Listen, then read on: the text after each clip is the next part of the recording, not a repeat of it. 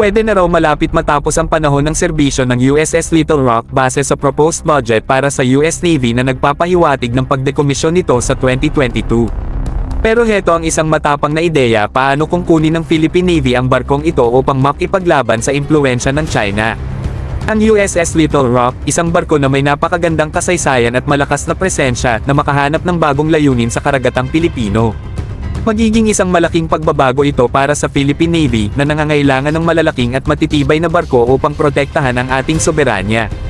Isipin mo ang tanawin ng USS Little Rock na naglalayag kasama ang ating kasalukuyang flota, isang simbolo ng lakas at determinasyon. Sa mga advanced capabilities at teknolohiyang taglay nito, magbibigay ito ng malaking tulong sa ating kakayahan sa karagatan.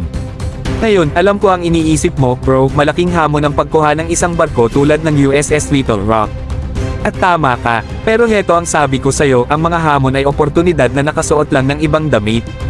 Napatunayan na ng Philippine Navy sa maraming pagkakataon na kaya nila ang mga hamon, kinaharap ang mga ito ng matapang at lumalabas na mas malakas. Kung maganap ang pagkuha, ito ay magiging isang bagong yugto sa kasaysayan ng Philippine Navy.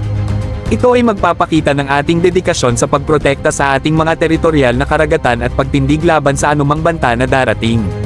Ngayon, huwag masyadong magmadali. Tulad ng anumang malaking desisyon, maraming mga bagay na dapat isaalang-alang, kasama na ang logistics, pondo, at mga internasyonal na kasunduan. Tandaan natin na ang Philippine Navy ay patuloy na yumayabong at umaangkop upang harapin ang mga hamon ng mundo ngayon.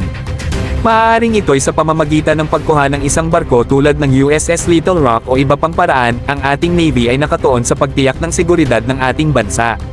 Salamat sa inyong pagsama sa atin sa nakaka-excite na paglalakbay ng pagsuri at mga posibilidad.